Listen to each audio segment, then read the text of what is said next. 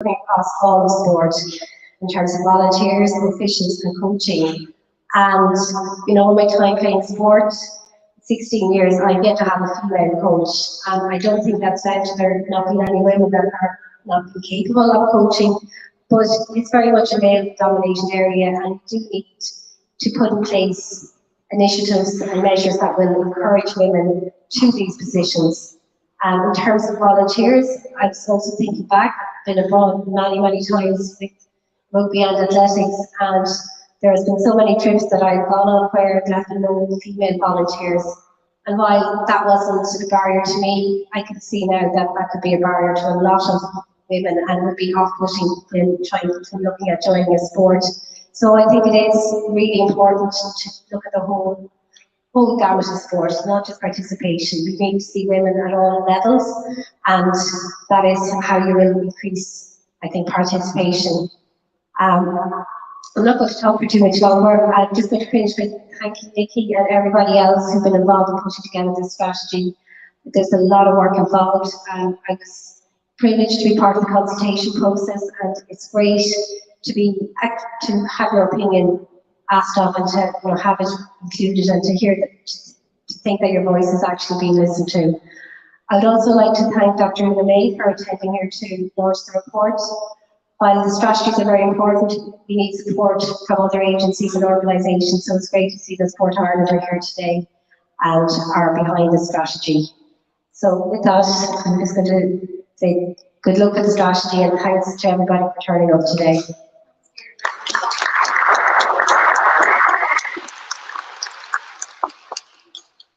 You're going to stay with us. We'll have a couple of questions in the Q&A later. Our second speaker on today is Mickey Hamill. Mickey is Director of Sport with the Irish Wheelchair Association, and he's going to set the context now for us on the whole process of creating the strategy. So hello everyone, you're all very welcome today. I'm just going to pull up this small slideshow which myself and Shannon are going to present to you all. So here we go. So I suppose the first thing I would say, Deirdre, is I think you've name checked me twice there. It's such a huge team around everything that we're doing and this strategy. Thank you, first of all. But there has been, we've had a Women's Sport Strategy Development Committee now for a number of months. Lisa Francie has coordinated for us. And obviously Shannon, our Women's Sport Coordinator in here as well. Fully supported, and it's been a team effort by the National Sports and also a small management group as well, and that's about the strategic management process pulling all this together. So big team effort, and there was a wider sports team effort as well, and the various different departments that helped us within IWA. So huge thanks to everybody for playing their part in this. It was far more than me, I can tell you. So straight away, folks, this is a milestone event for us, as Dorania already said to us as we came in the door. As we launch our first ever women in sport strategy, and we do believe it's the first strategy for women in sport with a disability in Ireland. It's a really important day for many, including our current members, prospective members, and girls and women all over Ireland with physical disability. I suppose to set the scene somewhat, you all good? Yeah, no problem. To set the scene somewhat, IWA is a long and proud tradition of exceptional female athletes and leaders in our organisation. And indeed, the first Paralympic medal was won by Joan Horan, photo of which is Joan over here on the right on the tarmac coming home with her gold medal from the Rome Paralympic Games in 1960. But in that year of 1960, 8 of the most visionary leaders ever in Ireland, and I don't say that lightly, came together and formed an organisation that would grow to provide essential services and activities for people with a physical disability. And sport was at the centre of what we do then in 1960, and it remains right at the centre of everything that we do today as well. So we now offer our members from young children to young adults to Paralympic athletes and right through to older adults, lifelong sporting and physical opportunities. And yes, just to clarify as well, to kind of broaden the term women in sport as well. Yes, we are using the well-known and understood women in sport catch-all heading. But we decided to do that. We thought about that and we still felt that that term is known and it's understood. Our initiative, just to be clear, is inclusive of all age demographics and all physical disability profiles also. From the young girl in their local sports club to the Paralympic athlete, right through to the older adult who visits their gym once a week for a seated aerobics class. But as I said in the address and the plan, we want to do more and we need to do more. And that is why we sought support from Sport Ireland in 2019 to support our Women in Sport initiative in the IWA, and that's why we recently embarked on this strategic planning process. And I have to say, Sport Ireland have supported us every single step of the way without hesitation. So at a very high level, Irish and international research shows opportunities for female in sport and active recreation are not always, are not always fair and equal, and those with a disability have fewer opportunities and more barriers to overcome for a wide range of reasons. Females with a disability are underrepresented in Ireland in decision-making roles within sport and active recreation in the area of leadership, and specifically in management, coaching and governance roles. Females and their sporting achievements are less visible, and they are frequently stereotyped in the media. Increasing the visibility of females with a disability as athletes, participants, coaches and leaders not only provides role models for the future, but demonstrates that society values their contribution. During the strategy development process, we have found that these findings are very relevant to IWA, and even more so.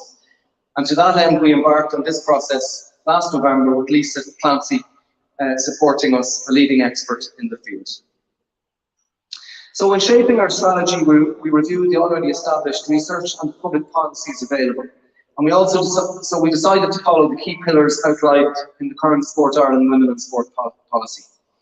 And whilst these pillars have helped us to shape our strategy has been specifically tailored to address the needs of our members and women and girls in Ireland with disability. And the pillars are, as you can see, active participation, visibility, leadership and governance, and coaching and officiating. So just really quickly, we've also looked at ourselves during this process too. We referenced the Irish and international research and policies that is available, but what is the current IWA picture? So we established our own numbers by looking at the data available to us, and we consulted both internally and externally with our members too. The high-level numbers can be summarised as follows. Participation of rates under 12 is in our programmes is 39%, which is quite high. But the participation rate at adult level is 17%. So that's quite a stark drop-off from the age of 12 into our teenage programmes into adulthood. Coaching officials and leadership, the trend is similar to the participation rates. Female coaches and officials are more involved in our children's programmes, but there's a sharp drop-off once again as we move into the adult programmes. In terms of leadership roles, again, a similar trend. In our junior club network, female representation on committees is at 55%, which is very strong. And again, mirroring participation on coaching rates at senior club level, there is significant underrepresentation of female coaches involved with our adult teams. So we're performing also quite comparatively well in terms of representation on club committees, national sports committees, and our board. And our CEO, Rosemary Keogh, we'd also like to welcome Rosemary today, is a leading CEO in the not-for-profit charity and disability sector. So in addition, as I mentioned a few minutes ago, in addition to understanding our data, we also received following feedback through our consultations. Simply put, females with a physical disability told us that they want more local participation opportunities, be that through IWA sport clubs, through local sports clubs, be it in gyms, public amenities, greenways, what's available to them within their local parish and community. They also want more female-specific programs as well, so not mixed gender. We absolutely need to move away from, not to move away, but to add that mixture to our remit as we move into adult programs too. We want more collaboration between sports bodies and providers. Really pleased to see so many NGPs and LSPs being represented today. They're a big part of this picture, and we look forward to. First of all, thank you for the support we've received today for many years, but also we look forward to working together too. We also want more and increased visibility too. It struck me this morning coming to work, there's about 7 sports stories on the RTE News Sports Bulletin.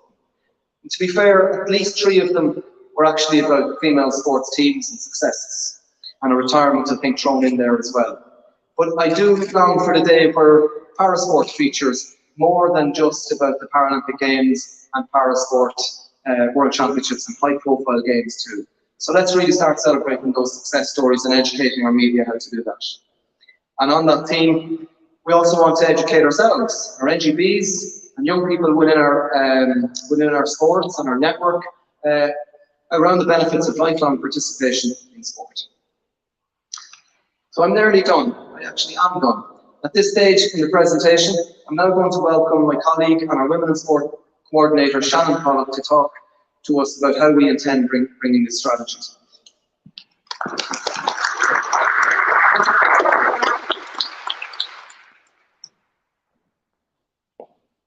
So hi everybody, and thank you for being here. It's great to see so many faces and the support behind this Women in Sport strategy. What I'm going to do is give you a summary of the aims and actions contained within the strategy and the pillars that they're under. As you can see, the pillars are active participation, visibility, leadership and governance, and coaching and officiating. So beginning with the pillar active participation, our aims are to include, we're going to conduct some research specific to women and girls with a physical disability, and we're going to establish a gender-specific data for effective measurement. We've already started that process. Where are we now and where do we want to be for the lifetime of this strategy and beyond? So we're also looking at delivering female-specific programs. We heard our members loud and clear when we did the consultation piece. Locally as well, so as close as we can in each county where possible. So we're looking at promoting the accessibility of public initiatives, so getting our members involved in programs that are already there. For example, Operation Transformation, public accessible park trails and pushes, and so on. And then, not lastly, but for the purpose of this, develop and publish lifelong involvement pathways. We have some more projects underneath the active participation. You'll be able to read them in the printout. So under the coaching and officiating pillar, we really want to broaden the coaching base to include more women from grassroots to high performance. We're looking at ensuring gender is incorporated into IWA sport coach education programs and educating the Irish sport sector with current trends in the world of disability sport and coaching. And I think Deirdre mentioned earlier that when you were involved that you haven't had a female coach, so we want to develop female coaches that are in the role, not just because they're female, but because they're good enough. So with regards to visibility, we will promote and celebrate our women in sport initiatives and stories on a consistent basis. We're promoting the need to raise awareness of females with disability in sport across all media outlets. We need to see more of it. Nikki has touched on it already. And we're looking at promoting, where necessary, support for the inclusion of our female members in a range of publicly accessible initiatives. Finally, then, under the leadership pillar, leadership and governance pillar, we're aiming to establish a Women in Sport committee who will have the responsibility to oversee and support and monitor the implementation of the strategy.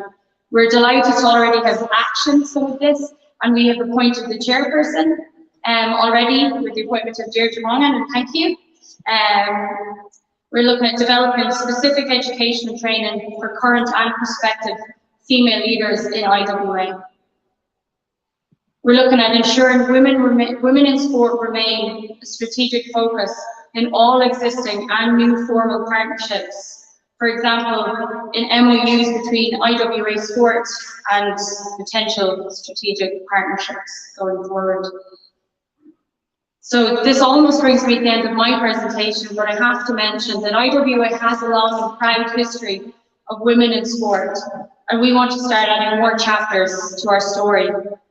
We would like to thank everyone that has already supported our work to date, particularly the Department of Sport, Sport Ireland for their continued support through a range of different funding schemes and programs, which is essential for us to be able to achieve our aims. I'd also like to thank my staff, colleagues, the communications department, and all in IWA who committed to making this all happen. A special thank you to Lisa Clancy. She's the driving force behind this strategy. And lastly, we don't want to, nor will we be able to do this by ourselves. We know that through collaboration is how we're going to bring this strategy to life and make it sustainable.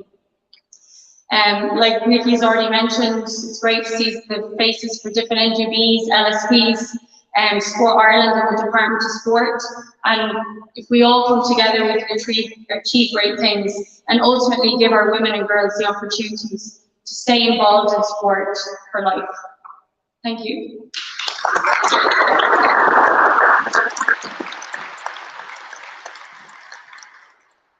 Thank you very much, Shannon. Now we're honoured and delighted to be joined by CEO of Sport Ireland, Dr. Una May, and Dr. If you don't mind, I'd like to invite you to the stage to officially launch the strategy. Thanks very much, Lorna. It's lovely to be here, and I just want to thank Rosemary and Nikki for the invitation to be here. I'm really honoured to be here, and I'm delighted to be here for this event. I'm also really pleased that Nikki and Shannon have covered the documents so well, so you know what we're talking about here, and I don't have to worry about trying to remember all the different pages that I want to refer to. I think it's really important that we have this strategy, and it is the first of its kind. You know, it's really important to recognise people with disabilities are women as well, you know, or can be women as well, not all women, but you know, women have disabilities as well as men, and so having a women in sport policy recognises that, and I think it's really important that, you know, we integrate the targets that we have and the challenges we have. And the challenges for women with disabilities are very similar to the challenges that women who don't have disabilities, women and girls who don't have disabilities, and that's really clear from the research and the work that's been done behind this report. So I particularly like the fact that the report is based, not because it's just on our policy, but I like the fact that it follows the policy, the Sport Ireland policy, because it shows that we do acknowledge and recognise that the challenges are the same. We have the same targets. We want to get more people participating across every level, and we want more women, but more people, everyone. We want everyone to have the opportunity to participate in sport at whatever level or in whatever role they want to do. So we want sport to be open and welcoming to everyone, regardless of what their circumstances, gender, whatever else it is. We want everyone to be taking part in sport. That's our ultimate goal. And some of the things that stood out to me in the strategy are the kind of principles that stand out, which is around collaboration. I think that's key to everything we want to achieve across everything we want to do in sport. We can do so much better if we work together with others, and we can pool our resources and achieve an awful lot more when we collaborate. So I love the fact that that's in there. Support is really important. So we're not going to tell people what to do or how to do it. Let people pick for themselves what they want to do, but we'll provide them, and you will provide them with the support to achieve what it is that they want to achieve. And that's really important. That's about what people want to achieve themselves. I think it's really valuable that you're going to continue to consult, you're going to continue to measure, and you're going to continue to promote this strategy, because it's all well and good having a strategy, but if you don't keep on top of monitoring how you're getting on with the implementation, then you're missing something there, because, you know, sometimes these things can be dusted off at the end of the year, and you're kind of looking and thinking, we didn't do that, or we didn't do that, and we haven't been living up to that. So I think continuous monitoring is really, really valuable, and I think that's great. I enjoyed reading about the values. I think that the range of values: visionary, integrity, excellence, courage, fun, equality, and openness. But in particular, the one that stood out to me was fun, and I got my photocopy, got a nice glossy copy now. I have back in my office after today, but I have a note here to refer to the bubble on page 12, because I like the bubble on page 12 because it's what females with disabilities want, and it's so much the same as females across the board what they want. And the one I like most is to have fun and socialise. So it doesn't matter what your circumstances are. Fun, it should be at the core of everything we do in sport, and people should want to do sport not because it's good for them or healthy or helps them manage their weight or whatever. They should be doing it because it's fun, and I like the fact that it's one of the core values and that it's being identified here, and it clearly said it reinforces what we found in our own policy when we were developing it. So that most of what I wanted to just mention, I suppose what I particularly like about Wheelchair Association is the multi-sport aspect of it, and I think that's really critical to success, because not everybody likes the same sport. And some people are good at with their, at their coordination. Some people are better at their endurance. Some people might have speed. So there is something out there for everyone. And I think the fact that the Wheelchair Association covers all of the sports is really fabulous. And the little display at the back here is really nice. And it's very energizing. I mean, I love the fact that you've got everything covered here and all bases are covered. And that's really important because, and particularly, not just girls, but particularly girls, they sometimes get put off by the offerings that they get at a younger age, and then they think that's what sport is, and they don't realise there's all these other fantastic things they could be doing, and that could also qualify as sport, and that they would be probably much more in tune with their own interests and their own kind of enthusiasms for what they might do. So one of the things I also liked, I picked it out specifically, so I'm going to mention it specifically because I can just about read this without glasses, is the fact that under the visibility, what I really liked is about the importance of promoting and celebrating women's work because it demonstrates that society values their contribution. I love that line. I think it's really important because it says a lot about what women in sport can achieve and what this kind of policy aims to achieve, and I really appreciate that. I think it's fantastic.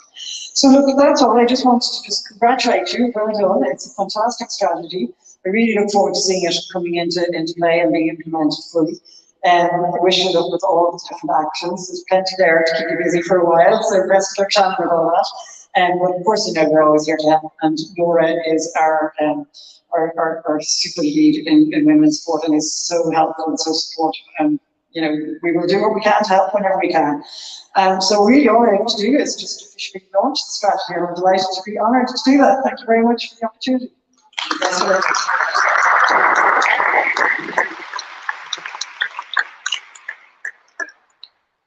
Thank you very much, Dr. May. As I mentioned at the beginning, we have a fantastic panel here beside us to have a bit of a chat. We'll open these out to a broader discussion for everyone to take off their masks. So I'll introduce everybody first. We've got Rosemary Gill here beside me, Rosemary, CEO of the Irish Wheelchair Association. Beside her is Lisa Clancy. Lisa is a strategic consultant and also Vice President of Paralympics Ireland. Already met Deirdre Monga, she's former Paralympic athlete and chairperson of the strategy. We've got Jade Hurney here as well, who's a player with the Rebel Leaders. She is also very active in volunteering and playing sports in general. And we're delighted to welcome Laura Stapleton as well, the Women in Sport Lead with Sport Ireland, as Dr. May mentioned. So welcome, first of all, to all of you. Nora, I'll start with you, if you don't mind. We've heard a little bit about the Women in Sport initiative that was launched by Sport Ireland, we've already mentioned a couple of times, and how it sort of correlates very much with what the Irish Wheelchair Association strategy is going to be. But could you give us a brief overview of that initiative and really how you're progressing? Yes, I can, of course, but it's difficult to follow with such fantastic speakers. And well done to everybody and how you outlined the strategy. It's fantastic to see it come to life like that. The Sport Ireland strategy was launched in 2019, and it was actually off the back of some research that Lisa was also involved in as well, and she helped create that and some of the key recommendations off the back of it. But I came into the role then around the same time in April, so the strategy is about 3 years old at this stage. The pillars are the exact same, so we don't have to rehash that. And then some of the objectives and actions are slightly different. But I suppose the key thing with the policy is, as Jenna mentioned, that it's all about creating that women have an equal opportunity to participate in sport, whether it's as a volunteer, administrator, coach, participant, high performance athlete, and to whatever level that they desire. We do know that women's, for example, in leadership, there are less women involved, and that's why we created the snapshot. When we came in 3 years ago, the purpose of the snapshot was to paint a picture of what the leadership of sport looks like, and how do we measure that, or how are we tracking against that, and what changes are occurring. And I think, when it relates back to the strategy here, it's really important to see those measurements and those metrics and the data that people are going to look at, because without doing that, we can't talk about anything, we can't show the progress, and I think that's vital. So we know in sport, we're now at 32% females on boards, for example, The number of CEOs increases slightly, but that's stayed around your 7 or 8 female CEOs across the sports, a little bit different in the women's sports partnerships. But as has already been mentioned, it's so important that females are at the table and are involved in decision making, because that then influences where funding goes, it influences ideas, initiatives, absolutely everything. And it ensures then that we create those level playing fields, that we create equal opportunities in facilities, clubs, etc. Some of the other key areas, I suppose, coaching is a big one for us. Just like the strategy, we want to, I guess, attract more females to coaching, but we want to support them. We want to reduce the barriers that exist that might turn females away, or that might mean that we just can't commit more to coaching because of, sometimes coaching and sport is traditionally set up that you have to commit yourself 2-3 times a week, 4 times a week plus. And I know now, I'm a mum of now 3 children, and I just don't even know how I'll time a shoe this, never mind go out and coach a team anymore. But I have to figure out a way of being able to do that. I have to figure out new ways of being able to participate in sport, because my life has changed. But I think when we have strategies that provides a focus, that puts somebody in charge of it, who looks at absolutely everything through a gender lens, then that's when we spot opportunities. That's when we see what your colleagues are doing, and you're able to tap them on the shoulder and say, here, listen, if we just tweak that a little bit, I think that would make a huge difference to X, Y, or Z. And that's the importance of having a strategy that we can refer to, and somebody in charge then who can constantly be looking at that and overseeing that. So I think myself and Shannon's role can be very similar. And what I always say, because we have a policy in Sport Ireland, we have a really supportive CEO and John Moore in it as well. We have a really supportive board who are all bought into policy, to women's sport strategy. And it means then that you get the access you need, you get the funding you need, you have that strategic support that's required for any of this to be successful, really. Turning to you now, because Nikki and Shannon both mentioned how instrumental you were in the development of the strategy. But for you, what were the main themes that emerged from the initial consultation process? Thanks, Joan. Yeah, it's fantastic to be here today. As part of the consultation for going to the themes, it's interesting because everybody here on this panel was involved in the consultation, including yourself, which is important. So it's not about just talking, it's getting into action, which is why we were determined to do this. As Nora mentioned, I actually did the research back in 2017 for the overall women's sport policy. And what's interesting, just giving a focus to that, we now have a female CEO of Sport Ireland. We now have Shannon in place as a women's sport lead. We have Nora in place as head of women's sport. None of these roles were there, okay? So we put a focus on it.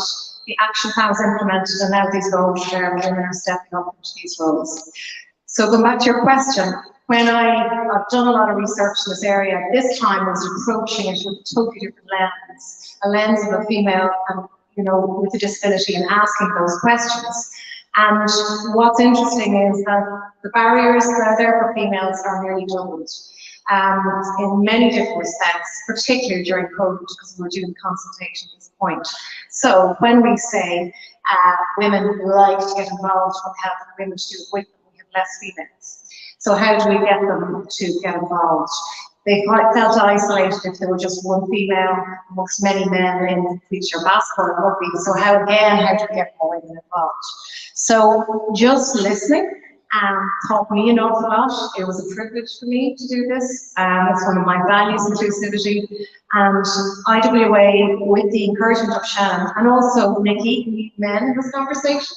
I was assisting Nikki as well spoke today, because it's not just about, it's all of us working together.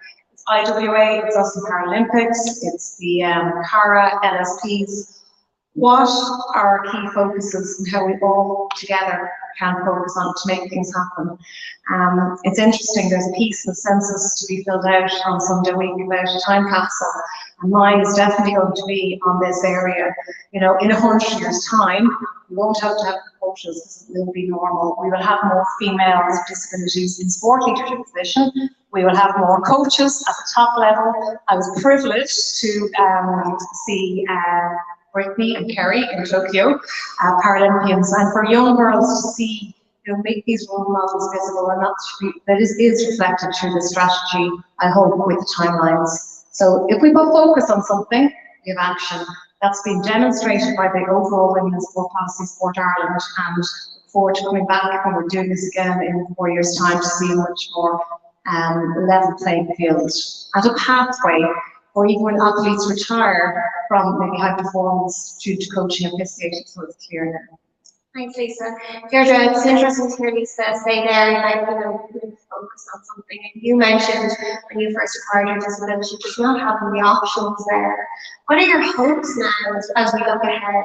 Where things will go from this? I suppose at a very simplistic level, just simply like to see more women involved in sport, participation in sport, and actually enjoying it.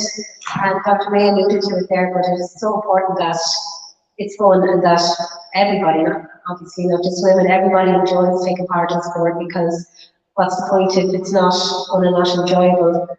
I think the more women we get involved, I think that just trickles down, more likely we are then to have female athletes who, go the pathway towards more elite level and Paralympics and so on. And also we're more likely to hold on to women throughout the whole life course. So after they're finished participating, they'd be more likely to take up the roles as volunteers and coaches. So really, as I said, at a very simple level, just more women involved. And I think the more numbers we have, more likely we are to have representation, and it'll happen organically. We won't have to be putting in place coaches. It'll just happen because we have the numbers there taking part and they want to continue on. And Rosemary, as well as participating, you mentioned a few times how important it is to have better female representation at the coaching and leadership level as well. So for you as CEO of the Irish Wheelchair Association, just how important is it, and how can we get more women involved in leadership roles? Yeah, it's a really important question, Joanna. And talking about leadership, I want to commend Nikki and Shannon and everybody involved in getting us here today, because it's showing real leadership, not only in sport, but also in disability more generally, but right across the not-for-profit sector and society, I think, as a whole. The timing of this is really, really important for Irish Wheelchair Association. We're actually just about to launch our overall strategy for the next 4 years, and Nikki's done a bit of a march on us with the values, so a few spoilers there, what you're going to see in our new strategy. But I think when we look at the leadership piece, if we look at Irish Wheelchair Association and around, we've almost 2,500 employees right across the country, and women outnumber men almost 3 to 1 in those roles in Irish Wheelchair Association, which sounds great until you start moving up towards the ranks. And the further you go up into that leadership ladder and chain, the fewer of those women that we'll see. So we need to get better at understanding what's getting in the way, why are women not putting themselves into those positions, what can we do better to support and promote women into leadership. And I was laughing that our CEOs are 100% women, and there is only one of me. We have 4 people on the senior management team now that are women out of 10. That's very recent. Up to recently there was only 2. And I think when we look to the future, what can we do? What can we do better? One of the areas where we're going to focus on our strategy for the next 4 years is around our culture. So in Irish Wheelchair Association, we always talk about people being at the heart of everything that we do. And we're wrapping the entire new strategy in this culture piece, building and further developing that culture of inclusion, belonging, and diversity. And we do have work to do there in terms of women and in terms of promoting that. And I think we have a leadership role to play outside of Irish Wheelchair Association. Again, when I look across my peers in disability organisations, when I started in IWA almost 6 years ago, the majority of the people that I was meeting who were my peers were actually women. That has shifted. Now, I don't know if that's a coincidence or is there something going on that maybe women are looking at these roles and going, well, it's really difficult to manage family and work and all of that. And really, as a society, we should be getting better at that and not worse at that. So I think, in IWA, we've always had equality to our core. It's what we're about. But we need to take that beyond the conversation around disability. It has to be much wider than that, be it gender, be it race, whatever it might be. So we have a lot of work to do, but I think just, going back on what Lisa was saying there a moment ago, when you put a focus on something, you get the action, you get the results. Irish Wheelchair Association has a really long history of setting very ambitious goals for ourselves, but we also have a really long history of achieving those goals. And I think, you know, when we look at women in leadership, even looking around the room today, we have, that's right, we have 2 members of our board here, and we have our former president here, who are all women, and it's fantastic to see that representation here today. So I think there's a really strong female leadership culture in IWA. I think we all need to shout louder about it. Very true. Jane, you know, I mentioned you're a player with the Rebel Wheelers. For you, what does sport mean to you? What does it bring to you in your life? So I suppose I only found sport. Right? And I suppose having disability growing up, I was limited at sport. Sport was really a thing for me as such. I've done hobbies and gymnastics and football, but I always kind of felt this spotlight due to my limitations. And I didn't really last long with them, probably less than a year. So as you mentioned, I found Rebel Wheelers, and finding that club has made a huge impact on my life. I found at the age of 14, there's a first kind of hobby, I guess you call it, where surrounded by people with disability. So it made me feel more comfortable and more aware of who I am and more involved with the sport. So I spent a year, I was a member of Rebel Wheelers for a year until I found sport for me, winter rugby. And through winter rugby, I met people like Dave and my teammates who I hear their stories of how they got the disability and how they live, I suppose, and cope with their disability in life. And it kind of made me realise I could do that. Just see the confidence and how they cooperate made me think, kind of got me, I suppose, talking to my parents, how I got my disability and why I am who I am. And the first time I ever spoke about disability actually was on stage in Cork City Hall in front of 5 to 10 schools. And so wheelchair rugby has given me confidence, I suppose, independence, the ability to talk about disability comfortably. And it's not just about sport, it's also about the social aspect. Like I met loads of friends, I've made loads of friends because of the sport. Then also what you mentioned as volunteer. So growing up, I suppose as I got older, I became a volunteer over at Rebel Wheelers. Now, thanks to IWA Sport, I was given the opportunity to do an entrepreneurial leadership program run by Kelly and Joanne and Shannon. And now I'm a leader at Wheelers. The way I kind of did this, I see it as a way of giving back to Wheelers because they've given me so much. I'm hoping to be a role model for the people behind me, the younger members of Rebel Wheelers.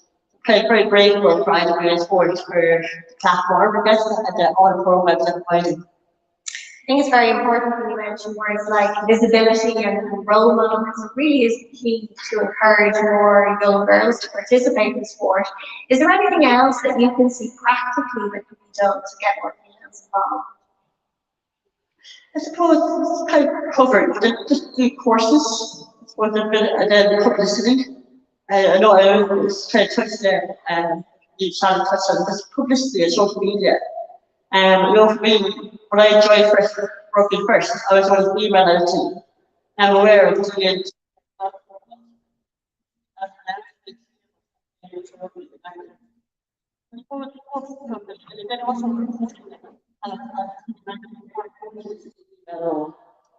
Because there is courses there already, which at the start there was. I suppose more publicity, more programs, I suppose, but just women, kind of push to women in sport. But it encourages them to learn and to step up. Deirdre, it's been mentioned a couple of times, Rosemary mentioned it, Nora mentioned it, that juggle that women often face if they do have a family, it's always an extra equation when it comes to participating in sport. Am I right in saying that you had a daughter and then returned to sport? Yeah, good record. Do your sport or try and achieve as much as you can before having a child. It's a lot easier. It was a juggle. Yeah, I look back on it now, and I was working full time as well, so I think I was absolutely crazy. But I first went to my first World Championships in athletics in 2013, and that was the year I was getting married, and I was getting on a year, so I decided it was now or never to have a baby. So it was very tough. I think I went few years there without meeting up with friends or seeing anybody because it was just constant juggle every week, and only for I had a very supportive husband and extended family, it couldn't have done it. But no. But having said that, I'm at a stage now where that baby's now a 7-year-old, and I'm carrying her around the place. And on Thursdays, that's when I train, and I would like to go early and try and help set up the session, but she's got a tennis lesson, so I feel it's her turn to be bought and to get, my full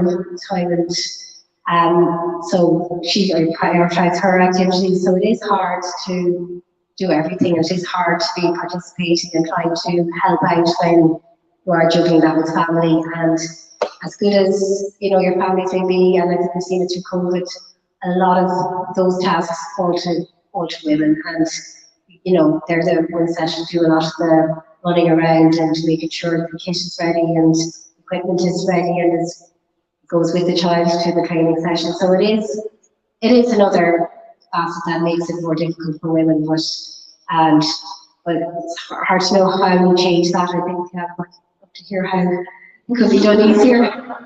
It's true, Laura, isn't it, that practicalities really do matter, and performing at the highest level in sport, in rugby and in GAA.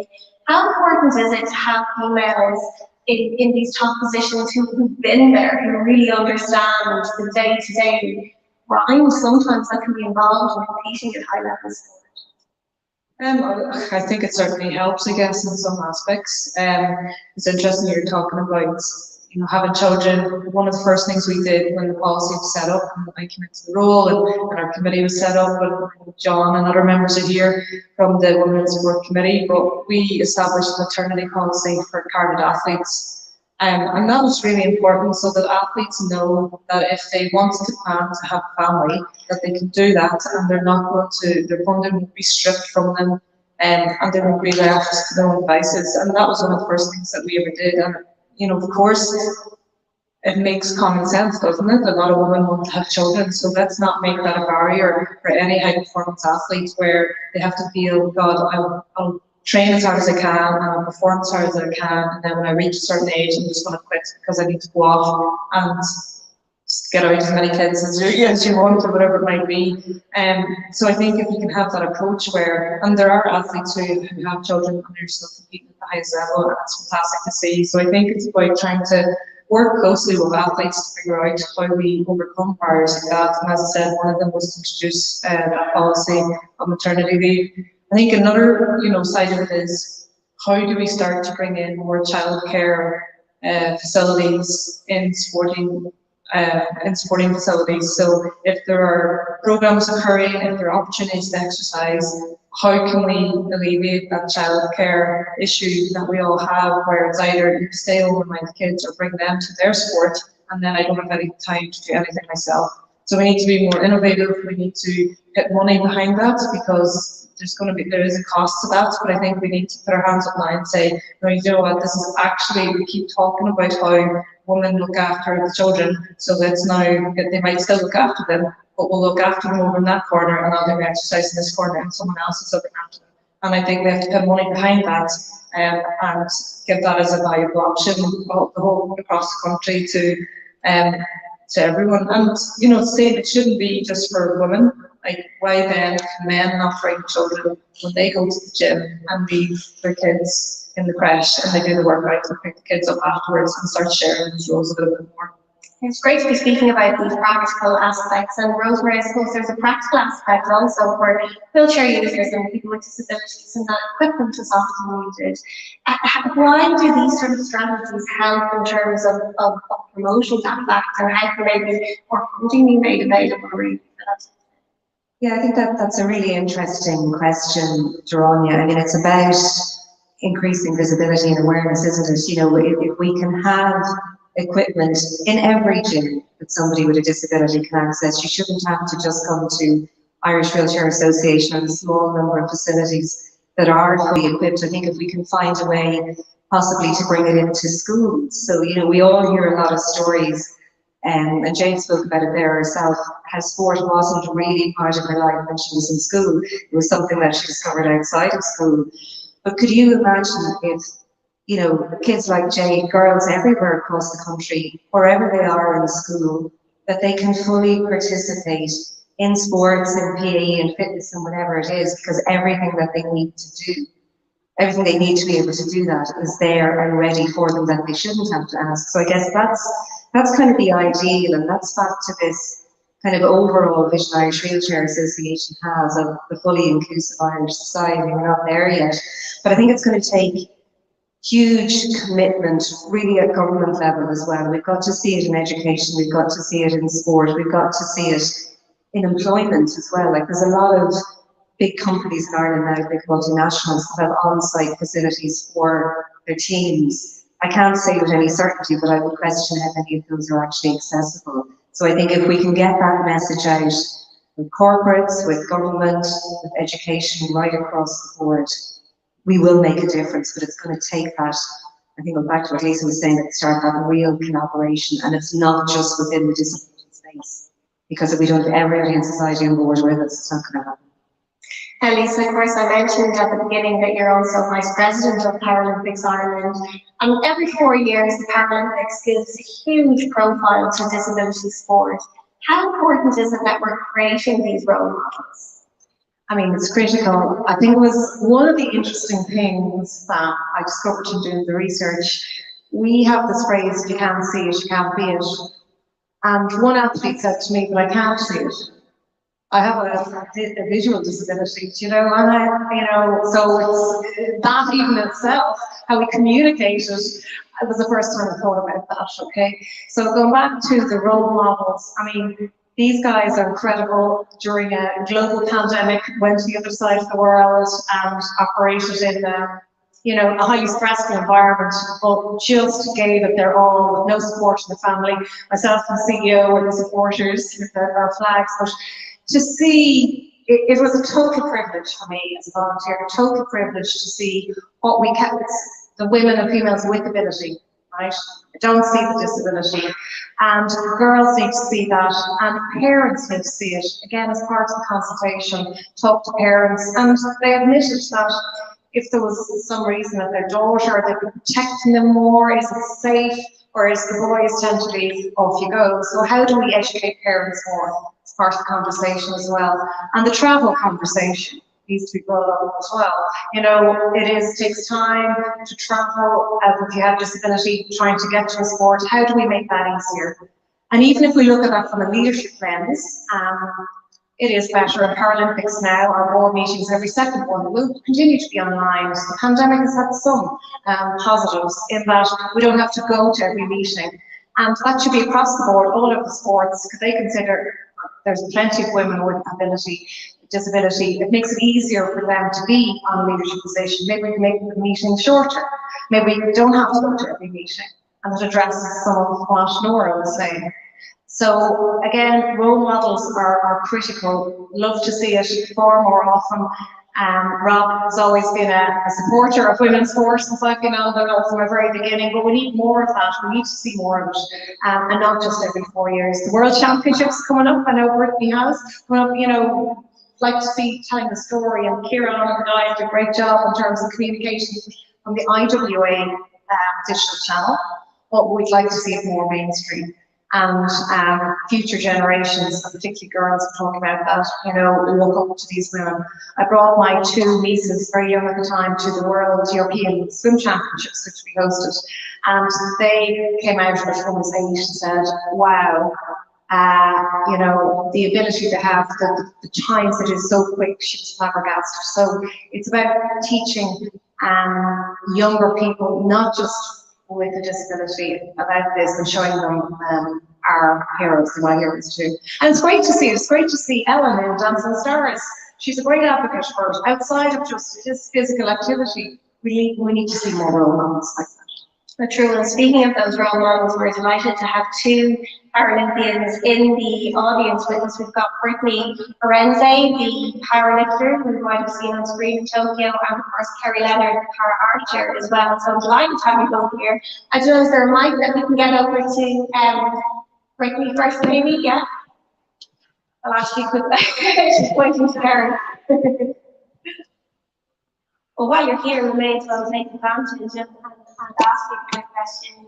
Kerry, you've got a very interesting story in terms of your introduction to sport, because before your accident, sport might not have been something that was an integral part of your life. It certainly wasn't immediately afterwards, but it really did help you from a mental health point of view, didn't it, later in life?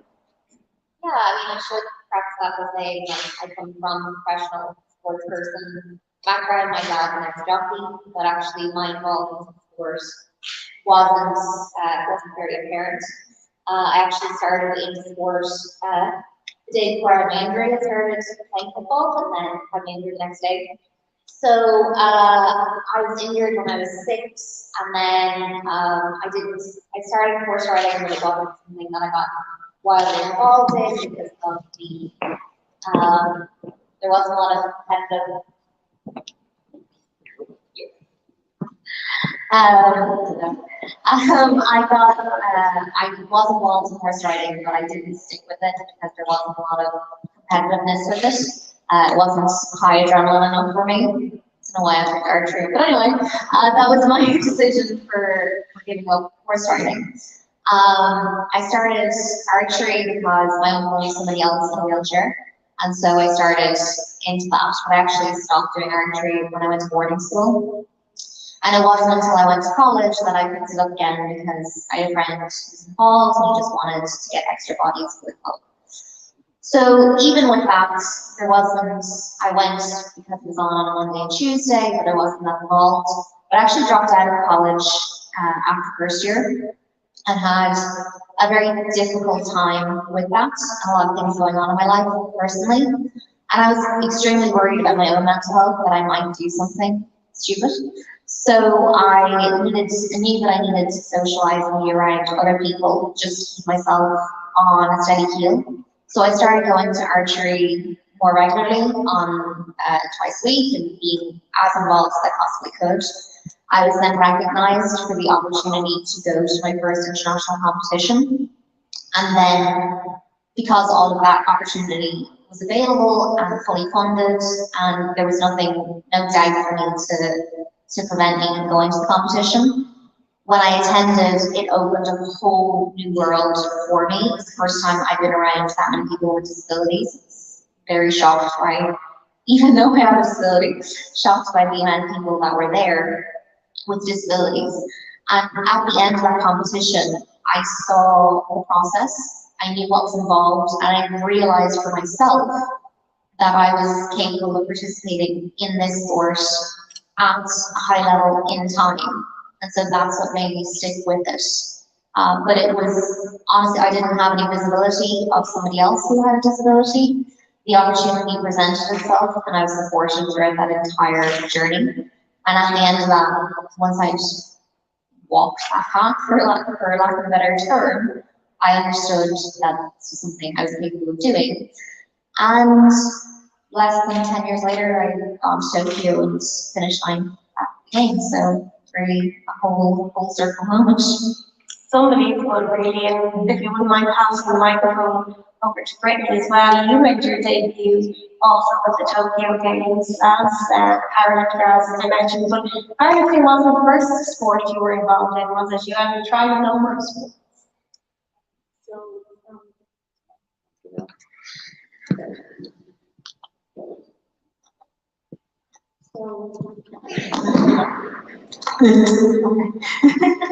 So from the end, after the accident, it was 6 months for recovery and getting used to life in a wheelchair. We had tried many sports. We had tried swimming, badminton, table tennis, archery as well. I still have my ball at home. We went from there, and I said I'd stick to swimming for a while, and through school, actually.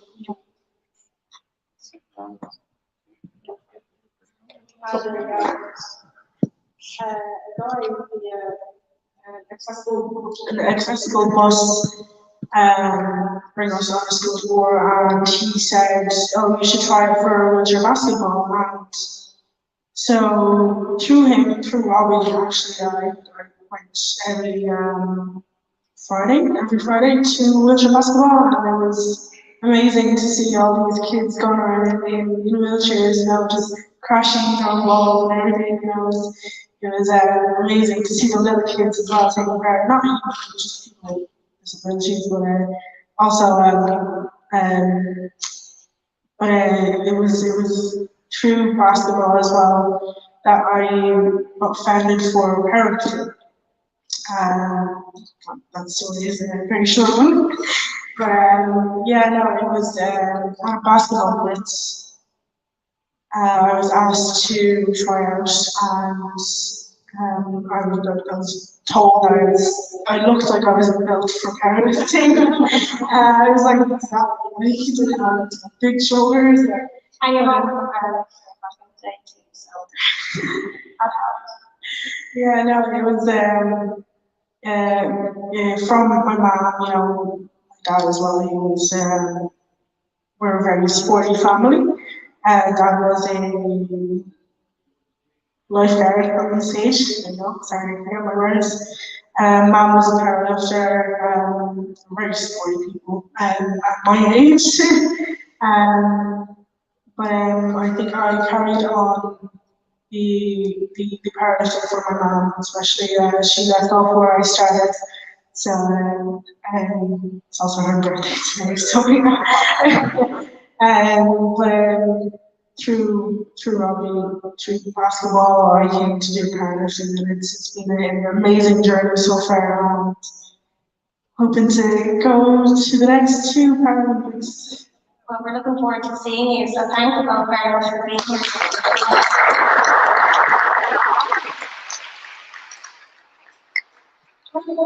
That's all we have time for here today. We could speak all day to our panel, because they're so fascinating. So thank you to Rosemary, Lisa, Deirdre, Jade, and Laura, as well as to Gary Brittany, and also to Dr. May, Shannon, and Nikki for speaking today. And of course, the event has been streamed on social media as well. So anybody who's watching on social media, you're all very welcome to. For everybody that was here, we've all had a chance to pick up a copy of the strategy. You have great stuff. If not, there should be some more back there, and have a read through. And thank you all very much for being here today. This is just the start of it all, and hopefully we'll be back here in a couple more years, and we'll be able to talk about the real tangible changes that have taken place. So thank you all very much.